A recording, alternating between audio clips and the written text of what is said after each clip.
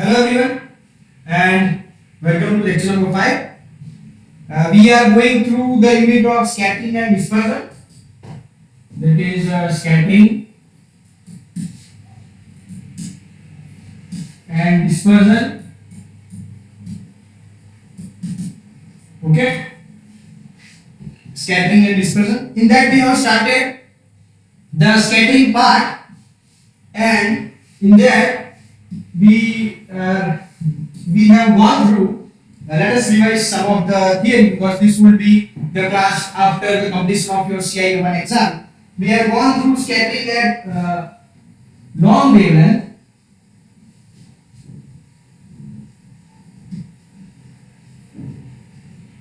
Scattering at long wavelength. We have started the topics related to scattering at longer wavelengths. Okay. So in that case, the particle or the scatter will have it will have diameter, it will have d, the diameter of the particle or the scatter will be less than, so this d will be less than lambda, and this is the lambda, okay. So this is what we have started with. Lambda is greater than d, okay, and we have started our theory with scattering by dipole induced in a small scatter. We have started with scattering of dipole induced in a small scatter.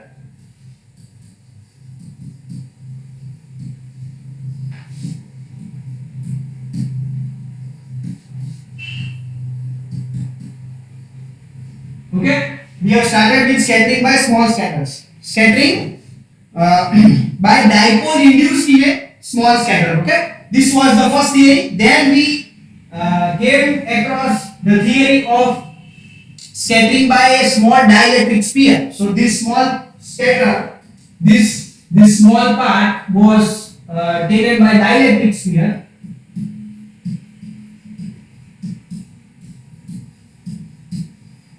Okay, in that we have find out the polarization, degree of polarization, that is phi theta, and we have also seen the graph with respect to the scattering angle. We have seen differential scattering cross section. Okay, we have also seen that is differential scattering cross section, that is d of rho psi u by d ohms. That is nothing but the power incident, power radiated in the direction with direction and polarization epsilon per unit solid angle per unit incident flux. Okay, so this is nothing but the power radiated. So this also we have and studied, and in that case we have found out the parallel components and perpendicular components. We have also found out the parallel component and the perpendicular component. Okay, we have found out the parallel and perpendicular component. So the last theory was with respect to a dielectric sphere. Okay, now moving ahead in today's lecture, in today's class, what we are going to study is scattering by small perfectly conducting sphere. Okay, over here let me rub this dielectric part and I will write a conducting sphere. Okay, in today's lecture what we are going to see, we are going to see scattering by a small perfectly conducting sphere, and in that case also we will find out the degree of polarization. Okay, degree of polarization and differential scattering per unit solid angle. Okay, we will also find out the parallel perpendicular component, and we will also see the graph. So we will see the degree of polarization, how it is going to behave. Okay, so let us start the theory. But remember, today we are going to see the properties and derive the equations for a conducting sphere. Okay, last time it was dielectric sphere, where only electric dipoles are induced, magnetic dipoles are not induced because of the dielectric property of a sphere. But in today's theory, as it is a conducting sphere, it will have both P and M. Okay, where P is for electric dipole moment, this is for electric dipole moment, and M is for magnetic dipole moment. Okay, we will see later on that how it's going to change. Let us see. Let us start the theory. Okay, we'll start the theory.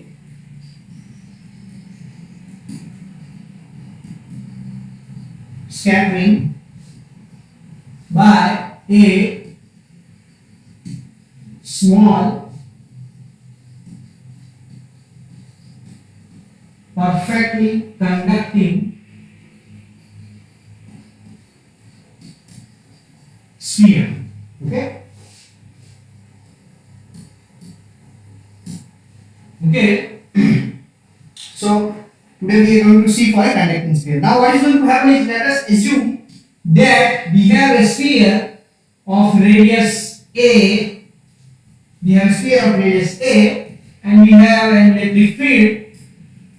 As you know, this is a static, but in our case it's going to have a varying electric field. The arrows are pointing the static electric field, but the sign here is indicating a varying electric and magnetic field. This will also have a magnetic field. Okay, like this. It will have like this. It will have like this. It will have like this. Okay, I'm just making a representation over here.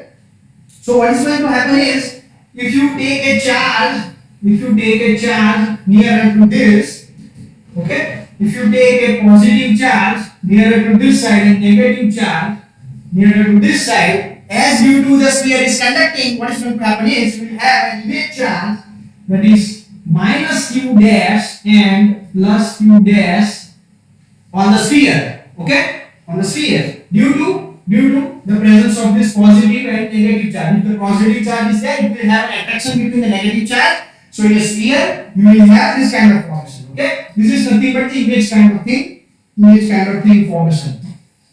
Okay, just an example. This is just an example. What is going to happen when you have an incident electromagnetic wave? Okay. Now, due to this, what is going to happen is, you will have both electric and magnetic field induced inside the sphere. Okay, you will have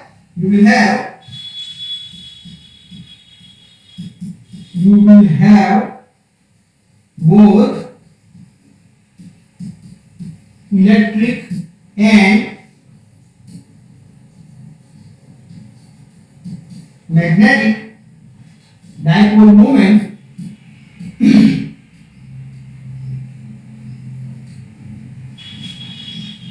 of such a sphere.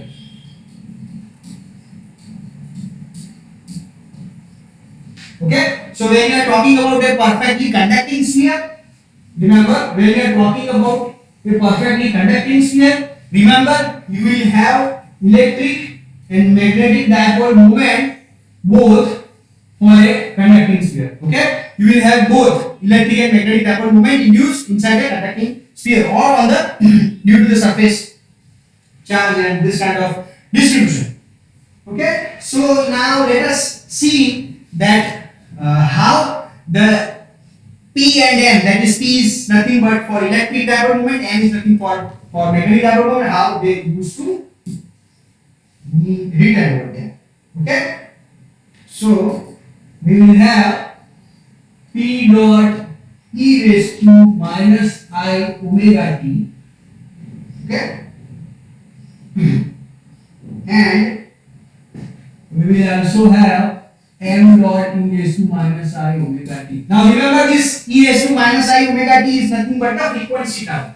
This is nothing but the frequency term. These both are frequency term.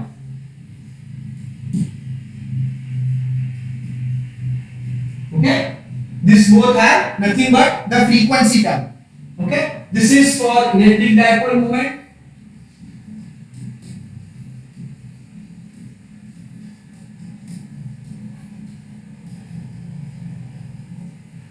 And this will be for magnetic dipole moment.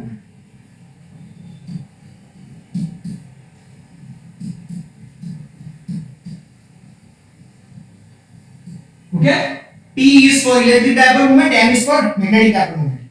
Now, if we see that what will be the value, now remember we will directly take the value of P and M because we are not going to derive all those equations. We are directly going to take the value of P and M. We are not going to derive that whole equations. We will directly take the value of P and M for a perfectly conducting sphere. It has been already calculated, and it will be P is equals to 4 pi epsilon 0 AQ dot E incident, where this E incident is nothing but this psi of 0, this is E0 dot E raised to I k not of x. Okay, this is nothing but the radius. A will be the radius. Remember, this will be the radius. This will be the radius of the sphere. Okay, epsilon will be the permittivity. This will be the polarization. Okay, and E0 will be the amplitude. This I have already written, but let us recall all those terms. And this will be the phase term. Okay, this is just we are recalling the E incident because E incident and E scatter, H incident and H scatter, both these terms we have already defined and already we have observed all those individual terms in the previous lecture. Okay, we are just redefining those things, and in further calculation we may also omit this phase term. We may also omit this phase term to avoid the more complexity of the solution. Okay, we may avoid that because we have avoided such phase term in the previous theories. Okay, so the sphere over here will also possess the magnetic dipole moment, and so far perfectly conducting sphere, the boundary condition on the magnetic field is something like that is that the normal component of B vanishes, that is with respect to the boundary condition. We can study in depth for the boundary condition of a conducting sphere separately, where we will be able to find out the value of M. But over here, as we have taken the value of P directly, we will again take the value of M directly. So the sphere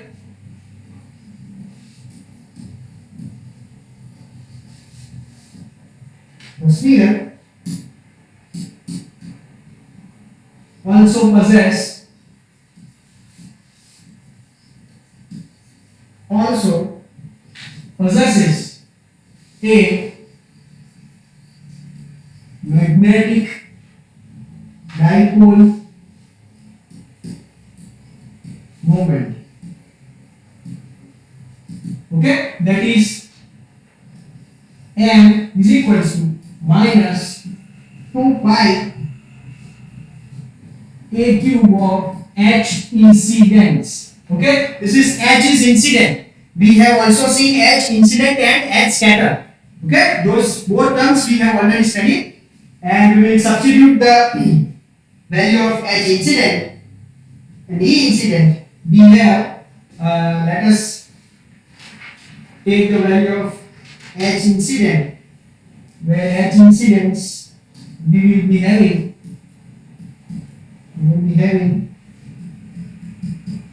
H incident is equals to N0 E incident by Z0. Okay, by Z0. This is nothing but the value of H incident. This is nothing but the value of H incident. Okay.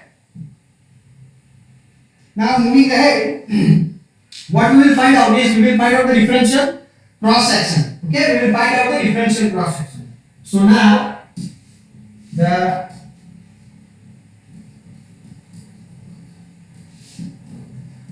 differential cross section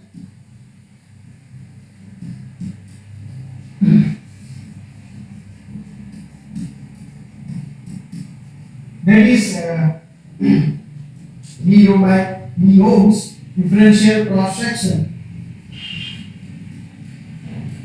will be given by d ohms. I am writing just the initial formula which we have obtained in the last theory, and then we will substitute the value of p and m inside this equation. Okay, so k raised to 4 divided by 4 pi 0 e0 sine of 0 permittivity. Okay, dot p plus n cross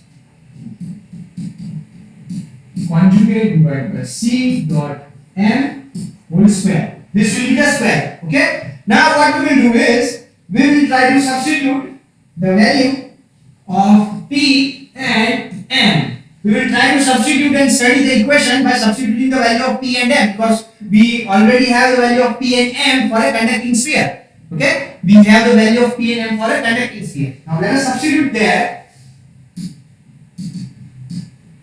So this p will be the value of this psi star and p.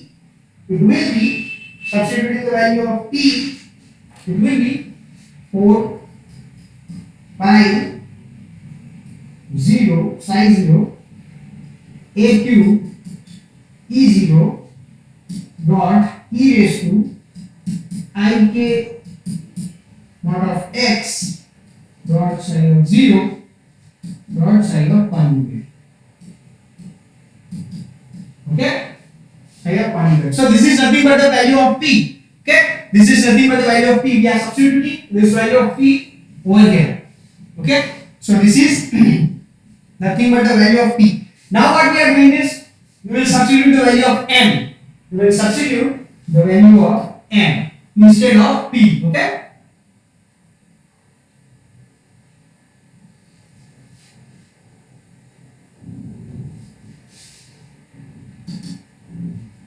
so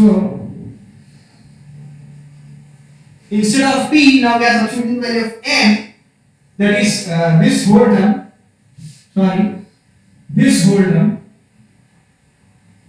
Okay, n cross psi conjugate by c into n, this whole term. What it will be giving us is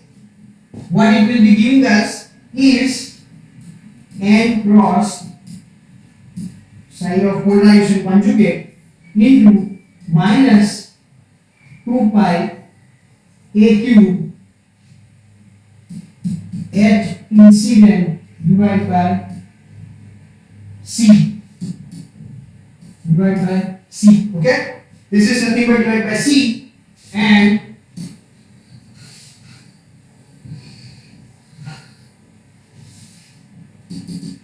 so this will give us is equal to, I am moving ahead by substituting h incident. Now I am substituting the value of this h incident. Okay, I am substituting the value of this h incident, and we will get the thing like minus 2 pi a cube divided by c n cross polarization psi conjugate dot n0 psi of 0 divided by z0 e0 dot e raised to I k not of x. Okay, over here what we can do is, this is nothing but 1 by root of mu 0 non-zero, and this is nothing but 1 by root of 0 by mu 0. So what we will get is this mu 0 is going to cancel, mu 0 will cancel, and this epsilon 0 and this epsilon 0 will mix up and it move it to the upward, that is it will add over here. So epsilon 0. Okay, both will go and add over on the numerator. Okay, both will add over the numerator. Okay. Now, what I will get further is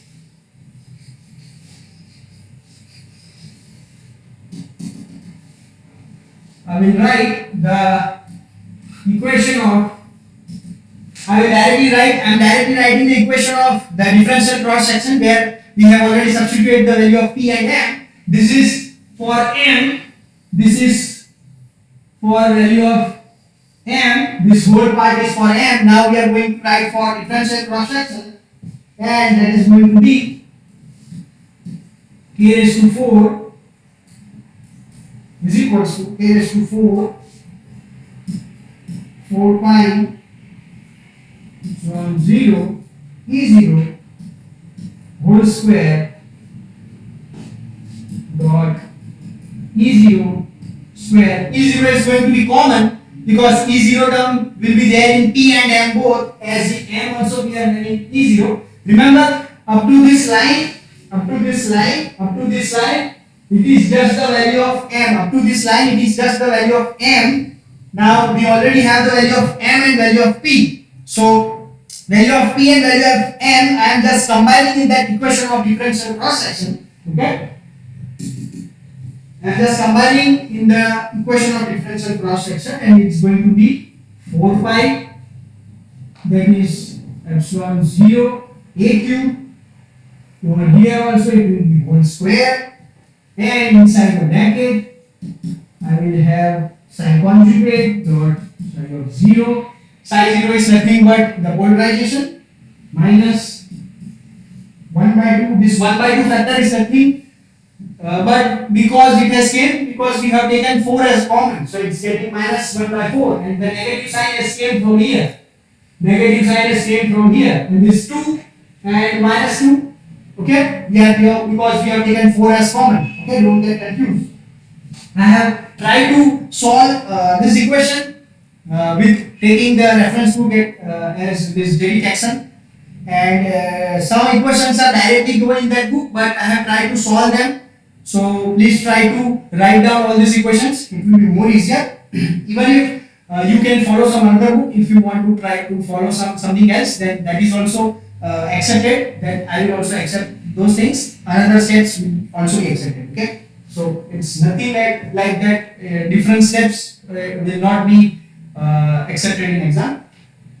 Okay. 1 by 2 and into n is nothing but the normal vector, that is n0 cross of epsilon 0 whole square. So this is nothing but the equation of differential cross section. Okay, where I have substituted the value of P and M, and I have also taken the common term. This term is common. Remember, this term is common. I have taken this common term from P and M value. Okay, from P and M value. Now over here, what is going to happen is this E0 square is going to cancel. 4 will going to cancel. Pi epsilon 0 is going to cancel. Okay, so these many terms are going to cancel, and what at last we are going to have is equals to e raised to 4, e raised to 6, this sign of conjugate dot psi 0 minus 1 by 2 n cross epsilon, okay, dot n0 cross 0. This will be the square. Okay, this is going to be the square. So this is nothing but the final equation of the differential cross section. Okay, this is nothing but the final equation of differential cross section. Now what we are going to do is we are going to also find the perpendicular component and parallel term. Parallel component and perpendicular component. Okay, both the terms we are going to find ahead. Let us write some properties with respect to that for conducting sphere. The polarization properties for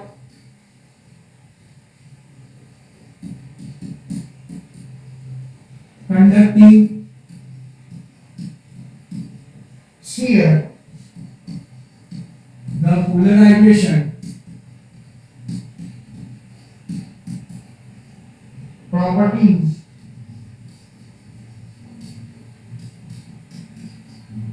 polarization properties and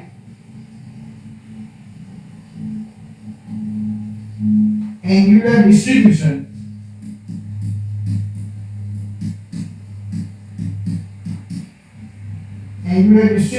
of scattered radiation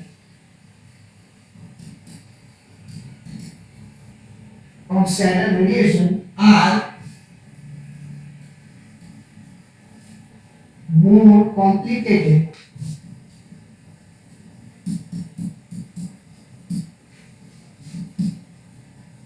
than for